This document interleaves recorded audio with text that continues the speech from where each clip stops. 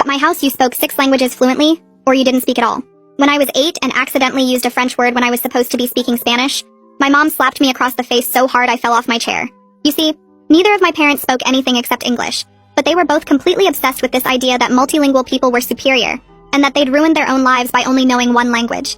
They'd watch videos of people switching between languages, and mom would literally cry about how beautiful it was and how stupid she felt. Dad would get drunk and rant about how if he'd learned languages as a kid, he could have been someone important instead of working at a warehouse. So when my older sister Louise was born, they decided their kids would be different. Every day of the week was assigned a different language, and we had to only speak that language all day long. Monday was French, Tuesday was German, Wednesday was Mandarin, Thursday was Arabic, Friday was Russian, Saturday was Japanese, Sunday was review day where we practiced all of them. If you accidentally spoke English or mixed up languages, you got punished immediately. It was either no dinner, locked in your room for hours, or sometimes mom would make you write lines in the language you messed up. We had tutors coming to the house every single day after school. My parents couldn't understand anything the tutors were teaching us, but they'd sit there watching us like hawks to make sure we looked like we were learning. My brother Wyatt was 11 and already having panic attacks before his lessons because the tutors would report to our parents if we weren't progressing fast enough. Mom and dad would record us and send the videos to distant relatives and post them online like, "Look at our genius children."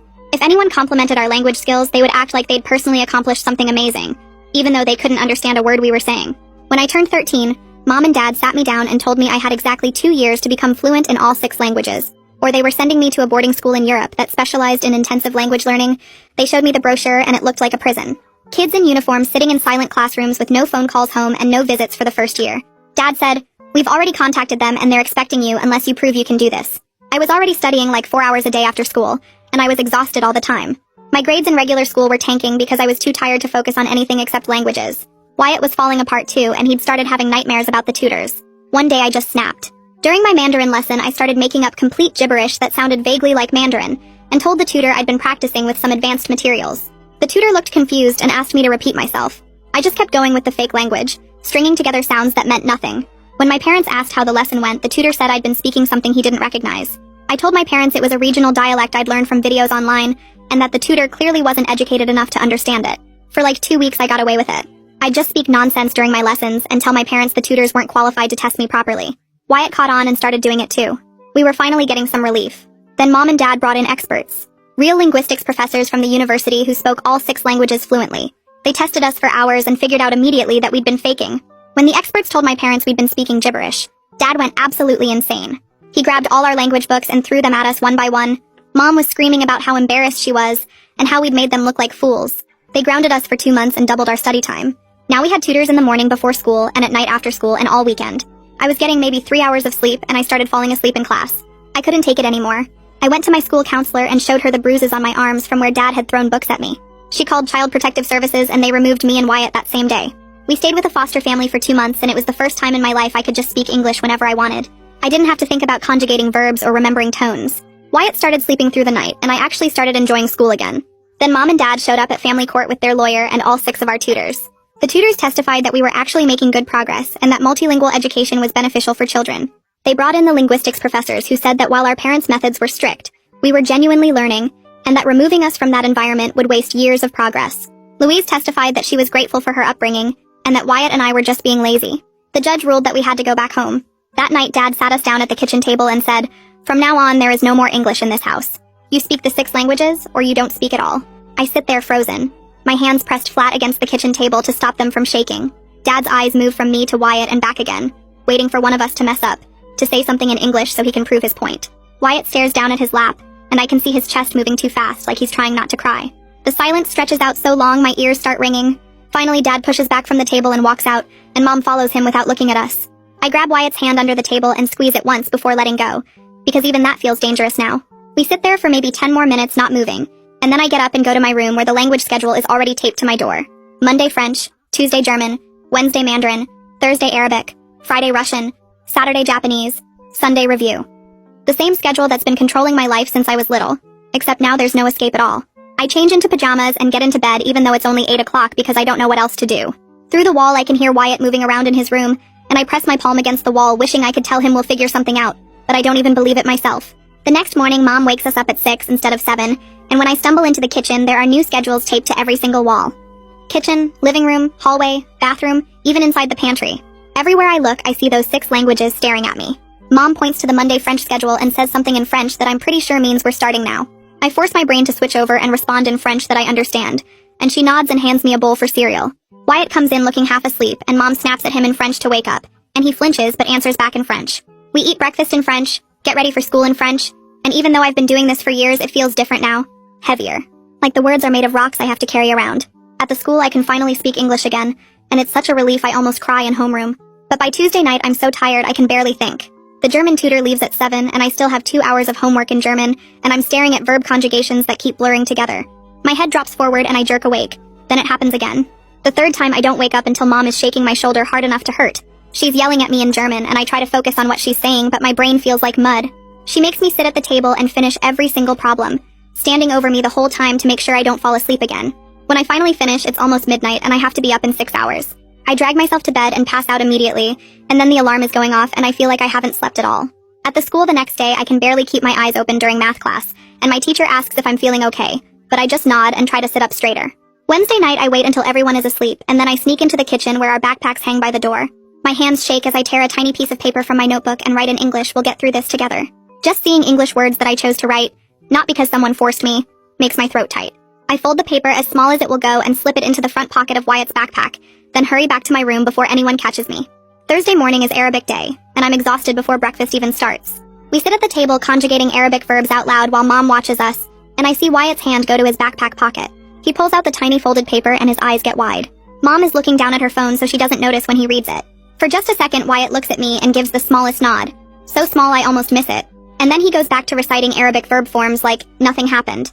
But that tiny connection, that moment where we acknowledged each other in our real language, feels like the only true thing in this whole nightmare.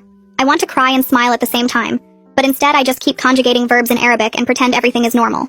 Friday afternoon at the school, I'm walking to my locker when I have to stop and lean against the wall because I'm so dizzy from being tired. Mrs. Sutherland, my school counselor, comes around the corner and sees me there.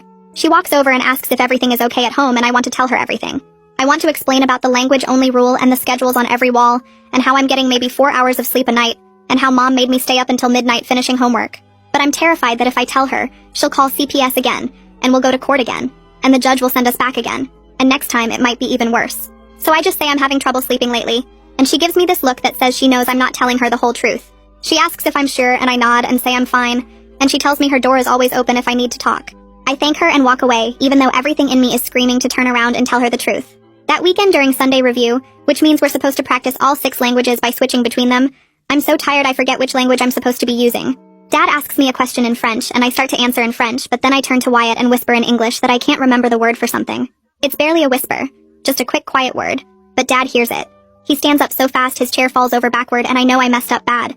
Before I can move, he grabs the thick Russian textbook off the table and throws it at me. The corner hits my shoulder hard, and pain shoots down my arm. I fall sideways out of my chair and land on the floor, and the pain is so sharp I have to bite my lip hard to keep from crying, because I know if I cry, it will make him angrier.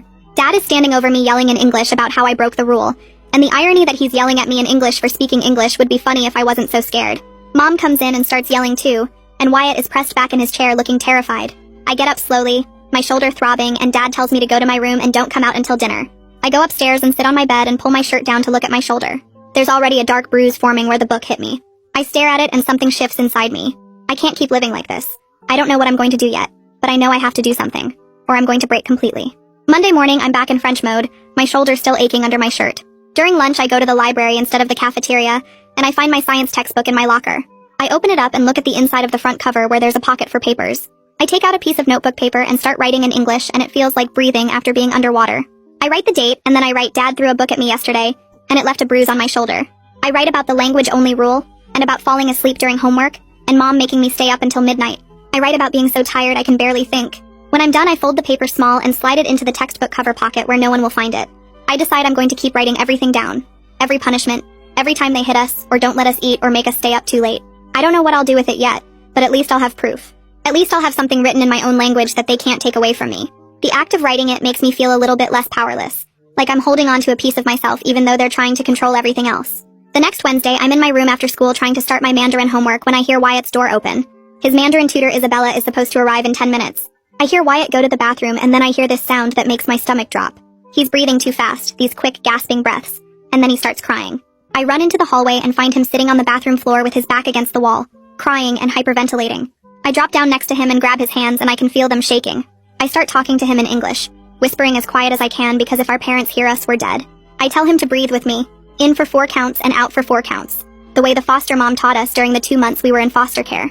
Wyatt tries, but he can't slow his breathing down, and he keeps saying in English that he can't breathe. He can't do this anymore.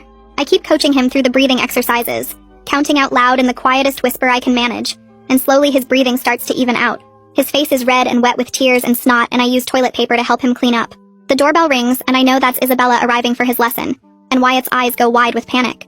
I tell him it's okay. Just get through this one lesson, and I help him stand up, even though his legs are shaky. We go downstairs together, and Mom is already letting Isabella in, and I can see Wyatt is still trembling.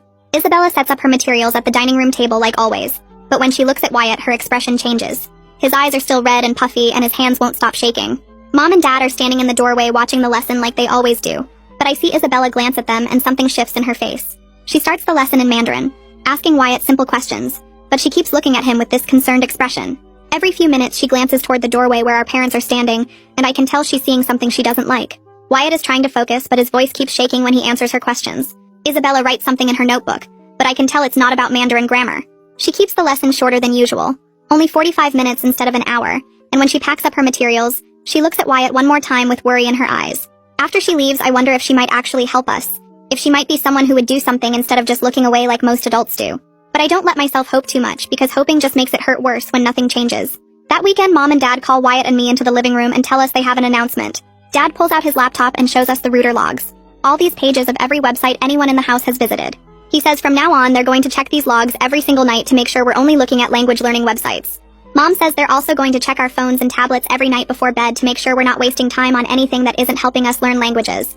I feel the walls of the house closing in on me. Every possible way to reach the outside world is being cut off. No secret emails, no looking up anything that might help us, no connection to anyone who might understand what we're going through. That night I lie in bed and my chest feels tight, like I can't get enough air. I start breathing too fast and I realize I'm having the same kind of panic attack Wyatt had. I force myself to do the breathing exercises, counting in my head, and slowly the panic fades, but the fear doesn't. The house feels like a prison that keeps getting smaller, the walls moving in a little bit more every day. Monday morning, Isabella arrives for my Mandarin lesson, and I notice right away that something is different about her.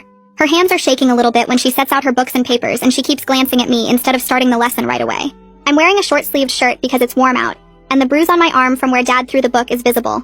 Faded to yellow-green now, but still obvious. Isabella stares at it for a long moment, and I see her swallow hard. Mom and Dad are in the doorway like always, watching us, and Isabella starts the lesson in Mandarin. But a few minutes later, Mom says something about needing to check on dinner, and she and Dad both step away from the doorway.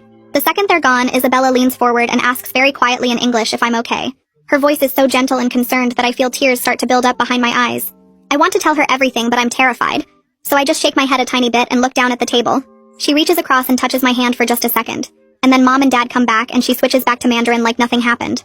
But that small moment of someone asking if I'm okay in English, someone seeing me as a real person instead of just a language learning project, makes me want to cry with relief and sadness at the same time. On Tuesday during lunch, I slip away from the cafeteria and head to the library instead of eating. My stomach feels tight, but I'm not hungry anyway. I find an empty computer in the back corner where nobody can see the screen from behind me, and I sit down and log into the school system. I create a new email account using a fake name that my parents won't recognize if they somehow find it. My hands shake a little as I type Missy Sutherland's school email address into the recipient field.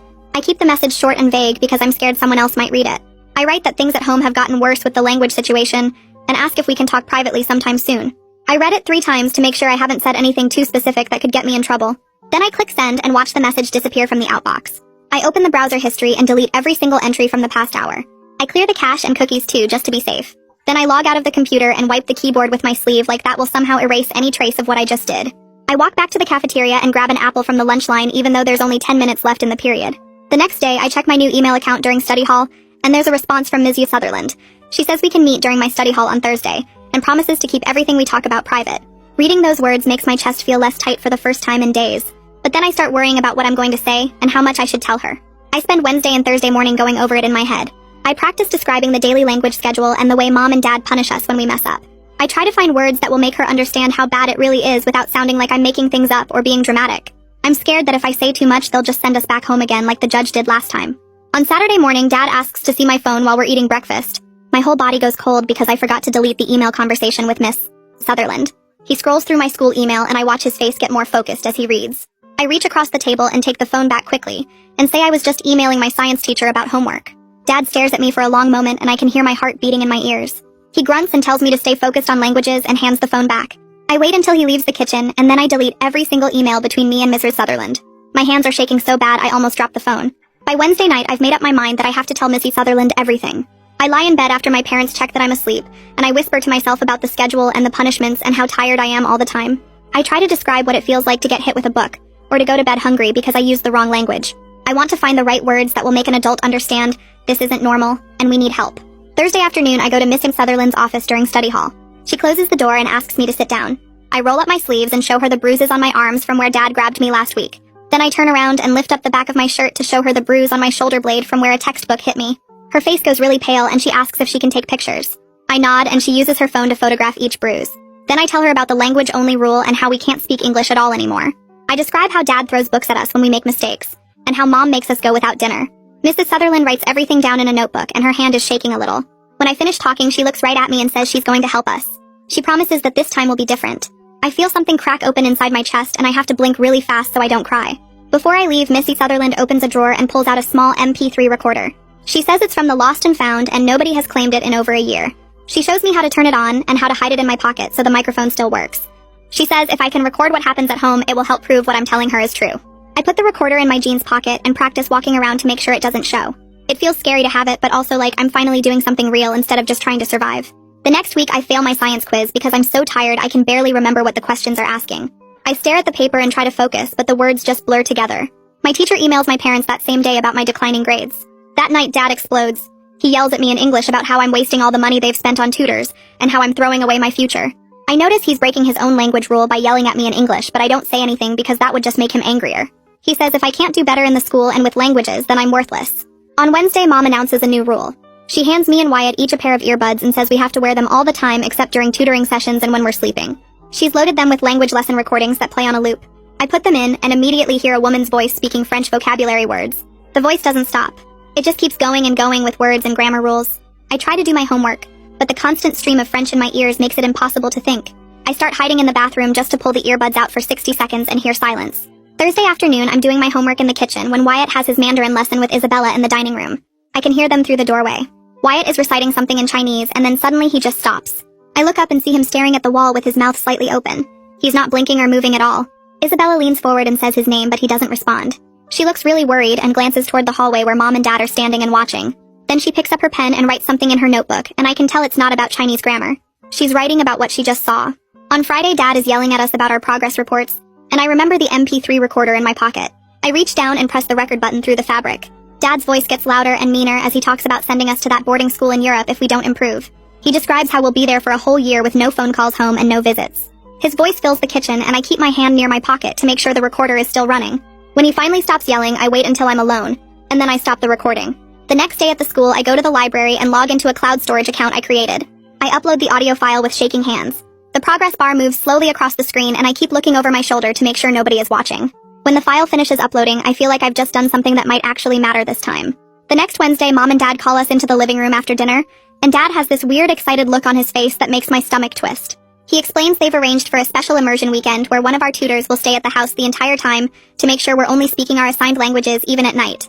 Mom adds that we'll sleep in shifts so we can maximize our learning time, and my throat gets tight because that means there won't be any escape at all, not even when everyone else is asleep. I glance at Wyatt and watch all the color drain from his face until he looks almost gray, and his hands start shaking on the armrest of the couch. Dad keeps talking about how this will really push us to the next level, and Mom nods along like this is the most reasonable plan in the world, but all I can think about is how I won't even have my bed as a safe space anymore. That Saturday morning, the tutor arrives with an overnight bag and sets up camp in our dining room where he can monitor both of our study areas. The hours blur together with Russian vocabulary drills and grammar exercises, and I can feel my brain getting fuzzy from exhaustion.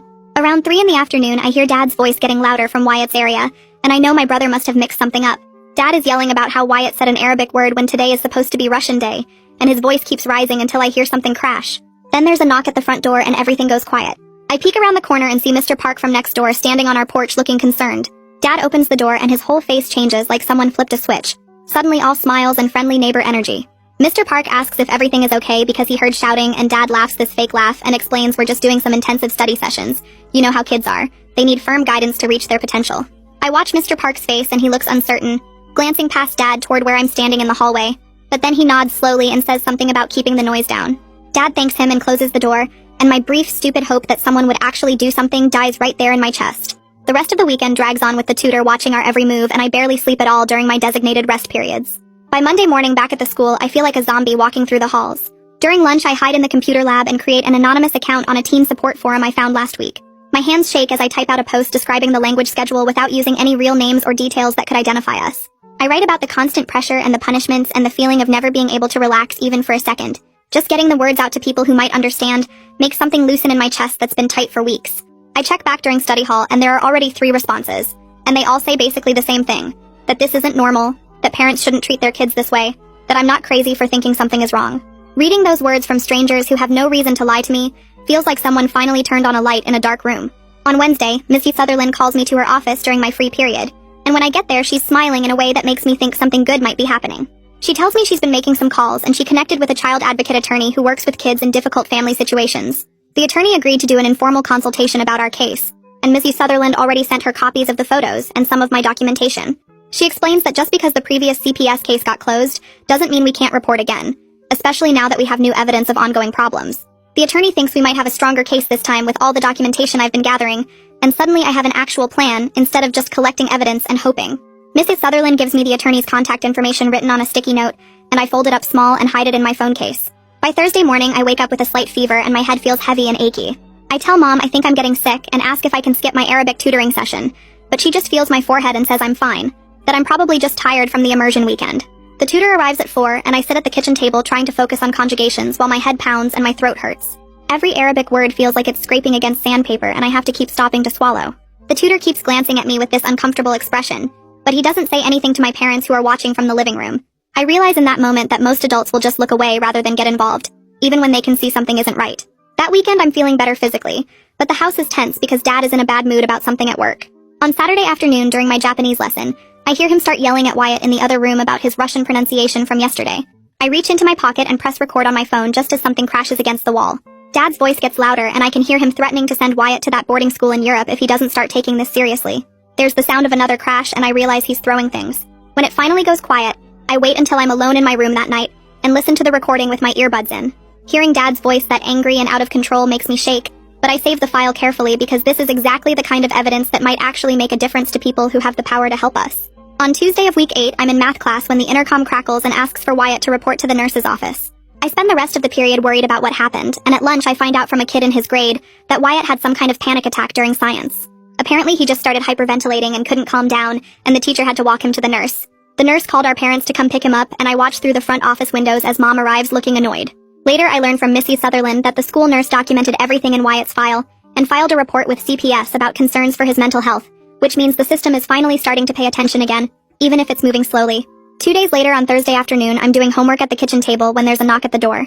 Mom answers it and I hear her voice go high and fake pleasant as she greets someone. I look up and see a woman in business clothes with a CPS badge clipped to her belt, and my heart starts racing. This is an unannounced visit, which means they're actually taking things seriously.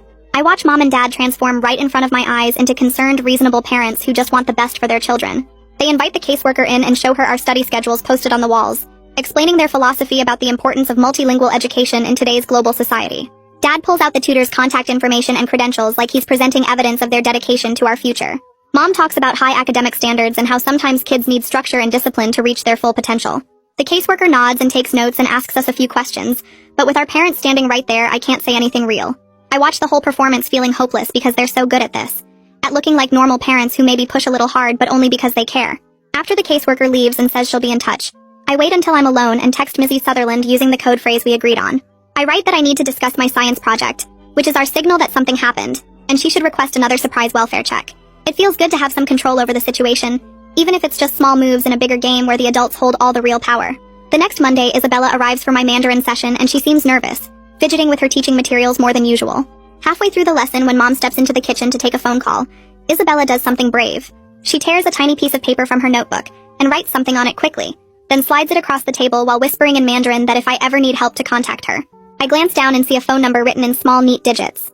I palm the paper and slip it into my shoe while nodding slightly to show I understand. When the lesson ends and Isabella packs up to leave, I feel this surge of gratitude that at least one adult is willing to stick their neck out for us, even in this small, quiet way that my parents hopefully won't notice. Thursday morning, I'm in the kitchen doing my Arabic homework when the MP3 recorder slips out of my hoodie pocket and hits the floor with a plastic clatter. Dad's head snaps up from his coffee and he stares at the little black device lying there between us. I watch his face change as he realizes what it is, and my whole body goes cold. He grabs it before I can move and turns it over in his hands, pressing buttons until he hears his own voice yelling from 2 nights ago. The recorder explodes against the kitchen counter and pieces of plastic scatter across the floor like shrapnel. Dad's screaming about betrayal and spying and how dare I record my own family. His face turning red as he picks up chunks of the broken device and throws them at me. One piece hits my cheek and I feel a sharp sting, but I don't move or speak. I just stand there watching my evidence plan fall apart in front of me. All those hours of careful documentation destroyed in seconds. Mom comes running and demands to know what's happening, and Dad shows her the broken pieces, explaining what I've been doing. She starts crying about trust and how they've given us everything, and this is how we repay them. I keep my mouth shut about the cloud backups and the school Chromebook, because if they knew about those, they'd take everything away. I let them think they've won, that they've destroyed my only way of gathering proof. Dad grounds me for a month and takes my phone right there, going through it to delete anything suspicious. But he doesn't find the cloud account because I used a different login. That night, I lie in bed thinking about all the recordings that are still safe online, all the evidence they don't know exists. By Friday, I've completely changed my strategy, and I'm using the school Chromebook during study hall to record conversations through its built-in microphone. The technology teacher showed us how to use the recording software for a project last month, and now I'm putting that knowledge to work. I create a new folder with an innocent name like History Research, and save all my audio files there with timestamps. Every day, I upload everything to the cloud before I leave school, so even if they take the Chromebook away, the evidence is preserved somewhere they can't reach. The whole system feels like a lifeline, the only way to prove what happens behind our closed doors when no one else is watching. I become really methodical about it, keeping a spreadsheet of what I've recorded and when, making sure I capture different types of incidents so there's a pattern. During lunch, I sit in the library and organize my files, creating a timeline of abuse that someone official might actually believe. The librarian asks what I'm working on, and I tell her it's a family history project, which isn't exactly a lie. I test the microphone quality and figure out how to reduce background noise so the voices come through clearly. It's like I'm building a case against my own parents, and the thought makes me feel guilty and powerful at the same time. That weekend, Mom and Dad set up a live stream for distant relatives who want to see how much we've progressed with our languages. They position a camera in the living room and make us sit on the couch in nice clothes while cousins and aunts and uncles log in from different time zones. For 2 hours we perform, switching between French and German and Mandarin on command, answering questions about grammar and pronunciation. I can see the viewer count climbing and Mom and Dad beaming like they've created something amazing. During a break when they think the camera is off, Mom pulls me aside and hisses in English that I used a French word during the Spanish section. Her hand comes up fast and connects with my face before I can react, the sound sharp in the quiet room. My cheek burns, and I blink back tears while she adjusts the camera and calls everyone back for more demonstrations. What I don't know until later is that one of my online forum friends is watching the live stream and catches the whole thing. She screen captures the moment with Mom's hand in motion, and my face twisted in pain, then another shot showing the red mark on my cheek. She sends me the images through a private message with a note saying she's sorry this is happening and asking if I'm safe. The evidence I didn't even plan for lands in my inbox like a gift, proof that someone outside our house witnessed what goes on here. On Monday morning before school, Wyatt corners me in the hallway and whispers that he's been thinking about running away. His eyes are red like he's been crying, and he tells me he can't take it anymore, that he'd rather live on the streets than spend another day in this house. I pull him into the bathroom and lock the door, trying to talk sense into him while keeping my voice down. I remind him we're only 11 and 13 with nowhere to go and no money, that we'd end up in way worse situations than we're in now. He argues that anything would be better than this, but I can see the fear behind his words, the desperation of a kid who just wants the pain to stop. I convince him to trust my plan to build enough evidence for CPS to remove us permanently this time, even though I'm not completely sure I believe it myself. I show him some of the screenshots and tell him about the audio files saved in the cloud, about the child advocate attorney who's reviewing everything. Wyatt's hands shake as he looks at the images on my phone, and I realize how much pressure I'm putting on him by asking him to hold on. I promise him that if the plan doesn't work in 2 more weeks, we'll figure something else out together. He nods slowly and wipes his eyes, and we leave the bathroom separately so no one gets suspicious. All day I watch him in the hallways between classes, making sure he doesn't bolt, praying he can hold it together just a little longer. That Wednesday, I lock myself in the bathroom after dinner and carefully photograph the bruises on my ribs from where Dad shoved me into the table edge the night before.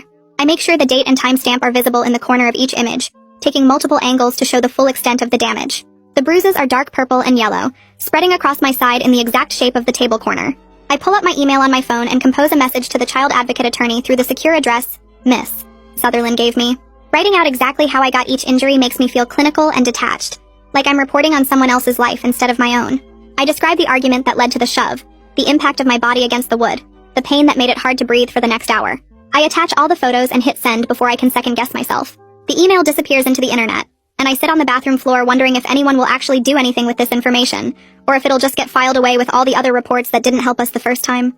Mom bangs on the door asking what's taking so long, and I flush the toilet for effect before washing my hands and coming out. That night, the bruises throb every time I move, but I don't take any pain medication because I want to remember exactly how this feels. By Thursday afternoon, I get an email from the attorney saying she's filed an emergency motion for an in-camera interview, where Wyatt and I can talk to the judge privately without our parents present. She explains that this is our chance to tell our story directly to the person who makes decisions about our placement, that the judge will ask us questions about what's been happening, and we need to be completely honest. I feel hope and terror in equal measure because this could either save us or make everything so much worse if it doesn't work.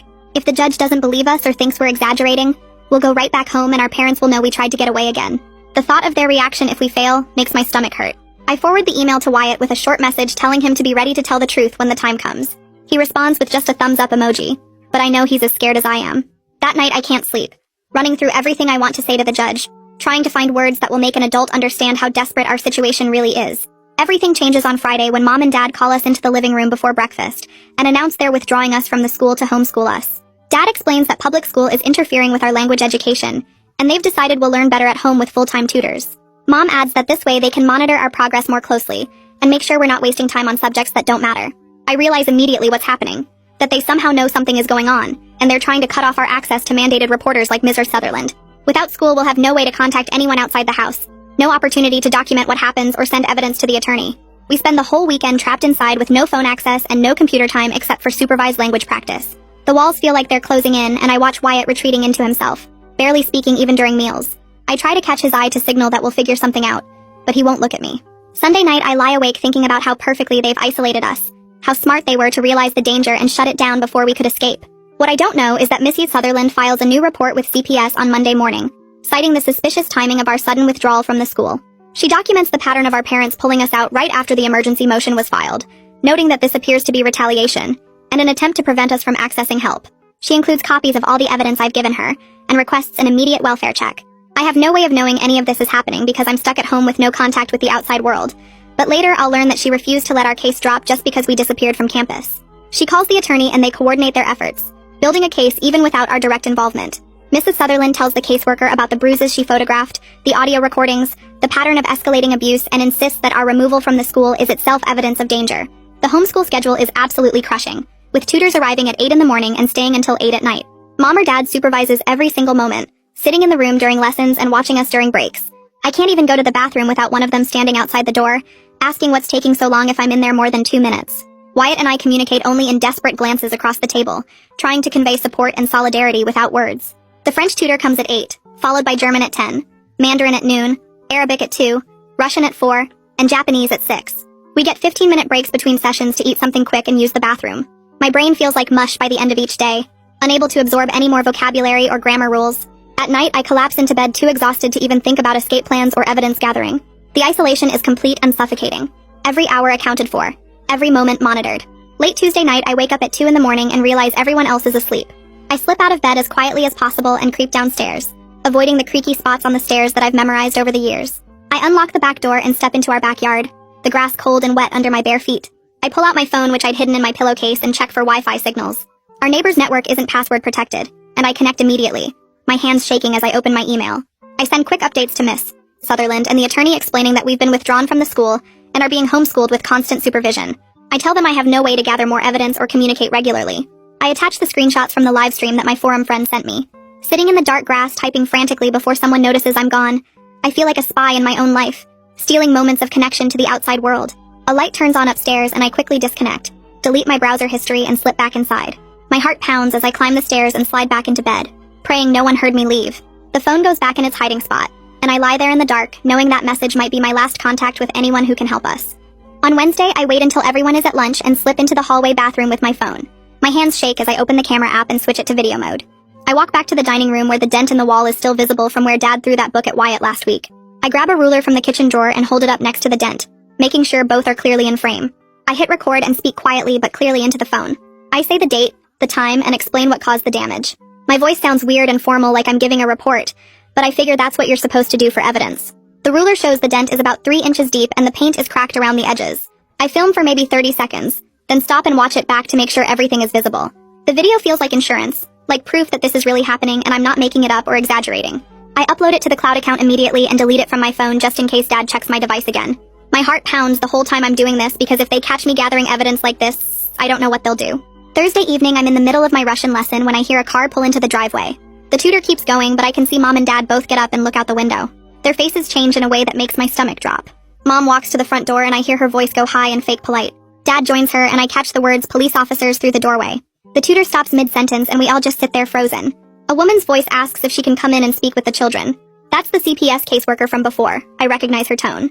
Mom says, of course, they're always happy to cooperate, but her hands are clenched into fists at her sides.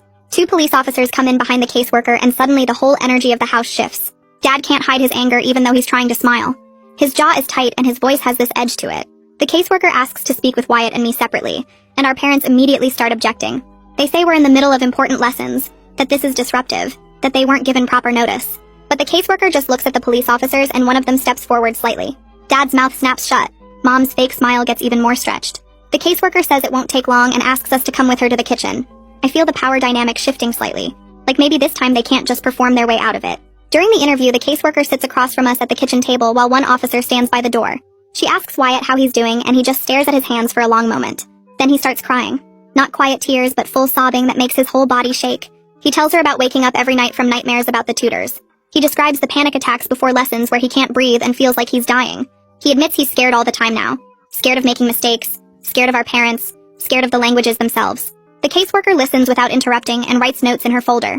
She asks if he's seen a doctor about the panic attacks and he shakes his head. She asks if our parents know how bad it's gotten and he says they just tell him to work harder. I watch my little brother finally tell the truth about how much he's suffering, and I feel proud of him, and heartbroken at the same time. The caseworker closes her folder and says she's recommending an immediate medical evaluation. She says a doctor needs to assess his mental health and that our parents will be required to take him within 48 hours. Wyatt looks at me with this mix of relief and terror on his face. Our parents are forced to take us to the pediatrician the next Monday. We sit in the waiting room and Mom keeps coaching us in whispered French about what to say if the doctor asks questions. Dad reads a magazine but his leg bounces up and down the whole time. When we finally get called back, the doctor examines Wyatt first while I wait outside with our parents. The appointment takes almost an hour. When Wyatt comes out, his eyes are red but he looks calmer. Then it's my turn and the doctor asks me questions about sleep, appetite, stress levels. She's nice but professional, taking notes on her computer. She doesn't directly accuse our parents of anything, but she documents everything carefully. At the end, she tells Mom and Dad that Wyatt shows elevated anxiety symptoms consistent with chronic stress. She recommends therapy and possibly medication if the symptoms continue. She notes it all in his chart with today's date. It's not enough to trigger immediate action, but it adds to the growing documentation of harm, another piece of evidence in the case we're building. On the drive home, Dad grips the steering wheel so hard his knuckles turn white. By Wednesday, the attorney has secured an appointment at the Child Advocacy Center for forensic interviews, scheduled for the following week. The caseworker calls to tell us and explains what will happen. Someone specially trained will talk to us about our home situation in a comfortable room with recording equipment. She says to just tell the truth and that the interview will be used to help the court understand what we're experiencing. After she hangs up, I spend days preparing myself mentally to tell everything to a stranger. I practice in my head what I'll say about the language schedule, the punishments, the fear that's constant now. I think about which recordings to play and which photos to show. Knowing this might be our last real chance to escape makes every moment feel heavy. Wyatt asks me what he should say, and I tell him just to be honest about the panic attacks and nightmares. At night, I lie in bed going over every detail I need to remember, every piece of evidence I've collected, every moment that proves this isn't normal. My mind won't shut off because I'm terrified of forgetting something important. Early Monday morning, before anyone else is awake, I sneak out of the house and walk to the school to retrieve a flash drive I'd hidden in my locker with copies of all my evidence. The sun is just coming up and the streets are empty and quiet. My breath makes clouds in the cold air. The walk takes about 20 minutes and the whole time I keep looking over my shoulder expecting to see Dad's car. The school building is locked, but I know which side entrance sometimes doesn't latch properly. I slip inside and the hallways are dark and echo with every step. My locker combination takes 3 tries because my hands are shaking. The flash drive is right where I left it, taped to the back panel behind my textbooks. I grab it and shove it deep in my pocket. Getting it feels like a small victory, like I've outsmarted them at least in this one small way. Dad has confiscated my bags and devices, but he doesn't know about this backup. On the walk home, I take a different route just in case, cutting through yards and side streets. I make it back inside and upstairs before anyone wakes up. The flash drive goes into a new hiding spot inside the lining of my winter coat that's hanging in the closet. Louise visits on Sunday and I hope she'll finally see what's really happening. She arrives around noon and brings groceries like she's trying to be helpful. Mom and Dad are all smiles and gratitude, playing the role of reasonable parents with a successful adult daughter. We sit in the living room and Louise asks how our studies are going. I want to tell her everything, but Wyatt shoots me a warning look. Instead, I say it's fine and she seems satisfied with that. Then she launches into this speech about how grateful she is for her upbringing. She talks about how the language skills have helped her career and made her stand out in job interviews. She says Mom and Dad pushed her hard, but it made her stronger and more disciplined. She looks right at me and Wyatt and tells us we're ungrateful for not appreciating what they're trying to do for us. I feel something break inside my chest. She admits she felt the same pressure growing up, that there were times she wanted to quit, but she pushed through and now she's glad she did. I realize she's so deep in denial about her own trauma that she can't acknowledge ours. She's convinced herself that the fear and exhaustion and punishment were worth it, and admitting we're suffering would mean admitting she suffered too. After she leaves, I go to my room and cry. The forensic interview on Wednesday is terrifying and relieving at the same time. The Child Advocacy Center doesn't look scary from the outside, just a regular building with a small waiting area. A woman introduces herself as the interviewer and leads Wyatt and me to separate rooms. Mine has comfortable chairs and soft lighting and toys on shelves even though I'm too old for toys. The interviewer sits across from me and explains that everything is being recorded, but it's just for the court, not for my parents to see. She asks me to tell her about my home life, and I start with the language schedule. I explain Monday through Sunday, the different languages, the punishments for mistakes. She doesn't interrupt or look shocked, just nods and asks gentle questions. She wants to know specifics about the punishments, so I describe the slapping, the thrown books, the bruises. I show her photos on the flash drive. Then I tell her about the recordings I've made and she asks if I can play some. I choose the one where Dad is threatening us about the boarding school. His voice fills the room, angry and mean, and when it ends she just nods like she understands exactly how serious this is. We talk for almost 2 hours. She asks about school, friends, sleep, food, everything. By the end I feel wrung out but also lighter somehow, like I finally told someone who actually listened. 2 days later, Isabella submits a formal affidavit to CPS detailing the directives she received from our parents and her concerns about our welfare. I don't know this is happening until the caseworker mentions it during a phone call. She says the tutor provided a detailed statement about what she observed during her time in our home. Reading her statement later through the attorney, I learned she documented Wyatt's panic attacks during lessons, the visible injuries she saw on both of us, and the extreme pressure we were under. She wrote about how our parents monitored every session but couldn't understand what was being taught. She described the fear she saw in our faces and the way we flinched when our parents entered the room. She noted that the language instruction was far beyond age-appropriate levels, and that the schedule allowed no time for normal childhood activities. Knowing she was paying attention the whole time makes me feel less invisible, like at least one adult saw what was really happening and decided to do something about it. The emergency hearing happens the following Tuesday, and the attorney tells us to dress nicely. We sit in a courtroom that's smaller than I expected, just the judge and some lawyers and a court reporter. The judge reviews all the evidence including the recordings, photos, medical documentation, and witness statements.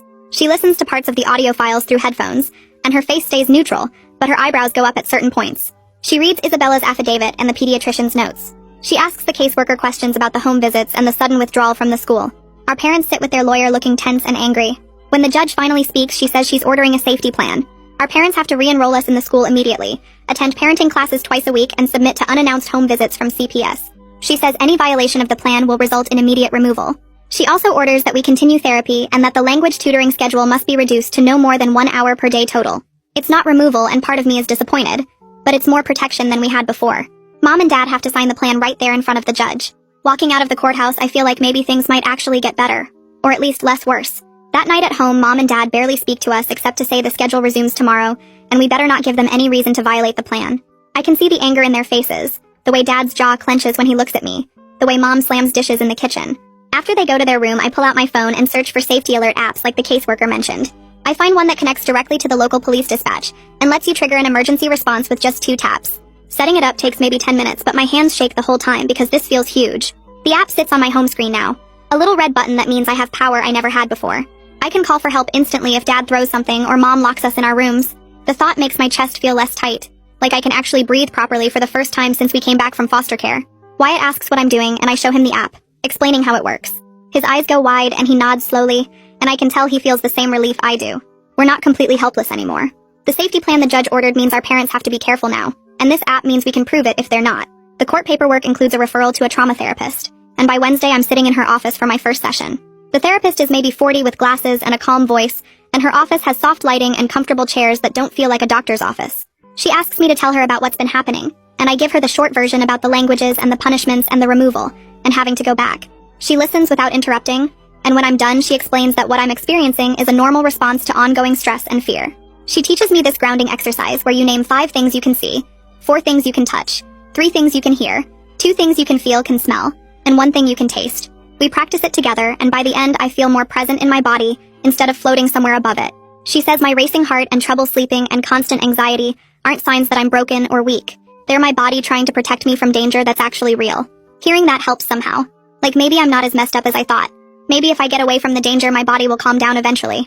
She gives me a worksheet with more exercises to practice at home, and we schedule another session for next week. Everything falls apart the following Saturday during Wyatt's morning tutoring session. I'm in my room doing homework when I hear Dad's voice getting louder downstairs.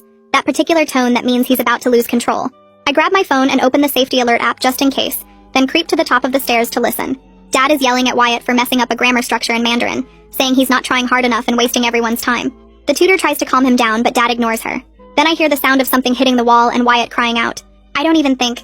Just hit the emergency button on my phone twice like the app showed me.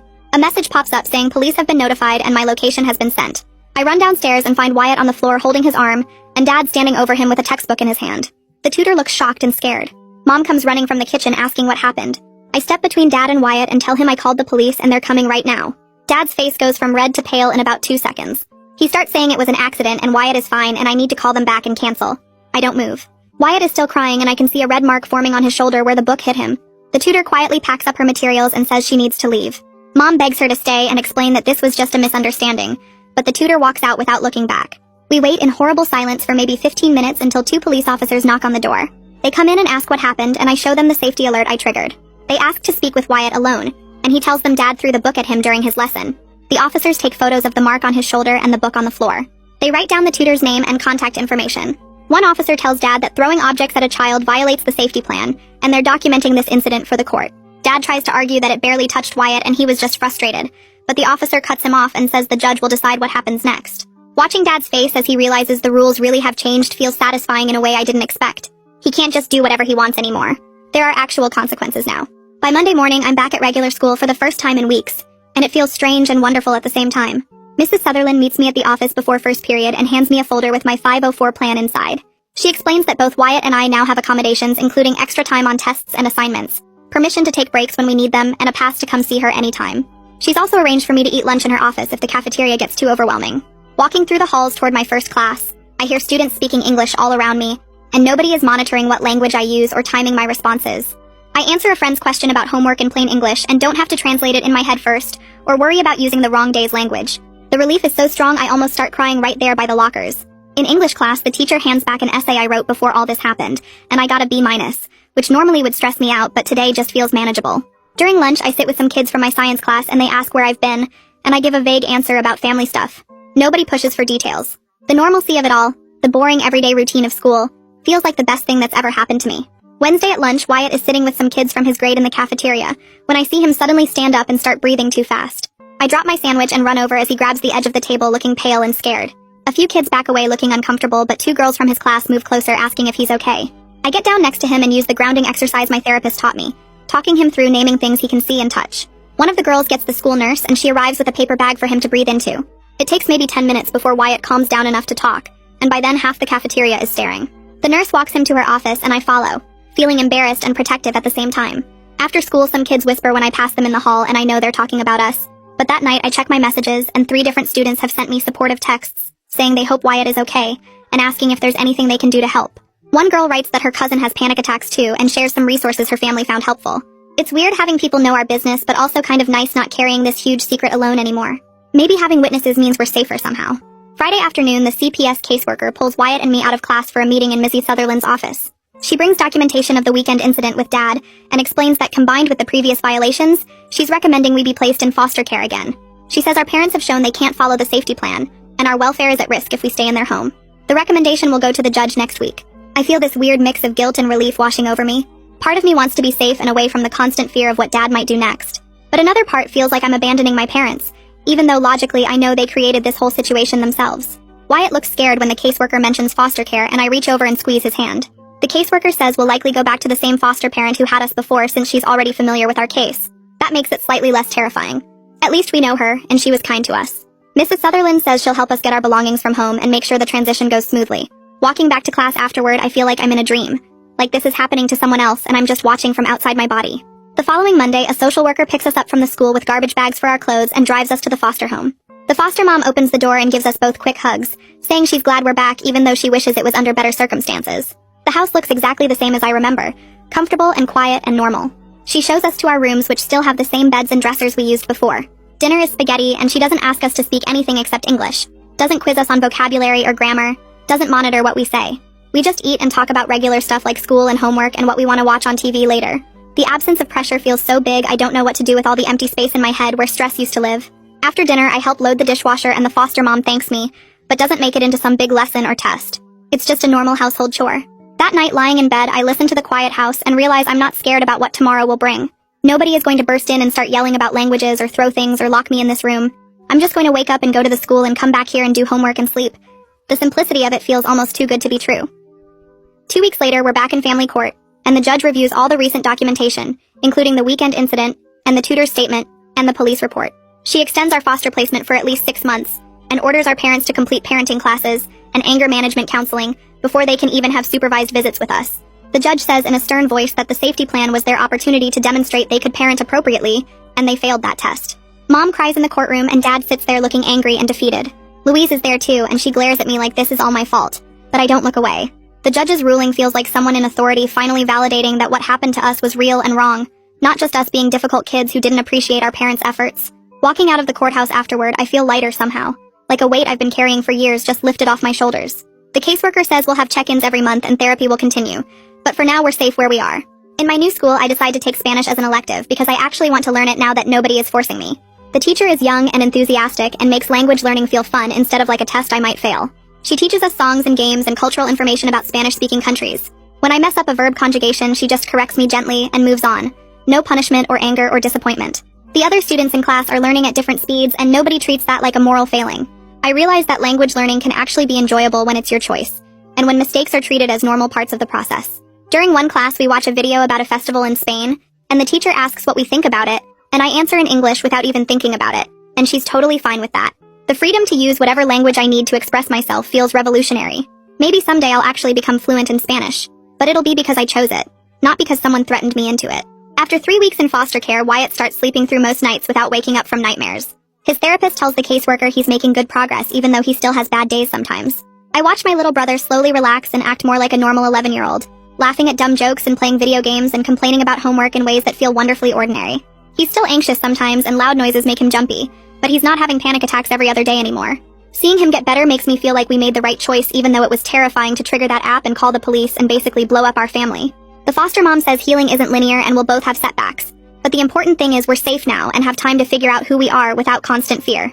Some days I still feel guilty about what happened to Mom and Dad, but then I remember the bruises and the thrown books and Wyatt crying before his lessons, and I know we couldn't have kept living that way. We saved ourselves and maybe that's enough for now. 6 weeks later, Mom and Dad finished their court-ordered parenting classes, and the judge approved supervised visits at a family center downtown. The first visit happens on a Saturday afternoon, and I sit across from them at a table with plastic chairs, while a social worker named Mrs. Avery watches from a desk in the corner. Mom keeps her hands folded on the table, and Dad asks how school is going in this weird formal voice like we're strangers at a job interview.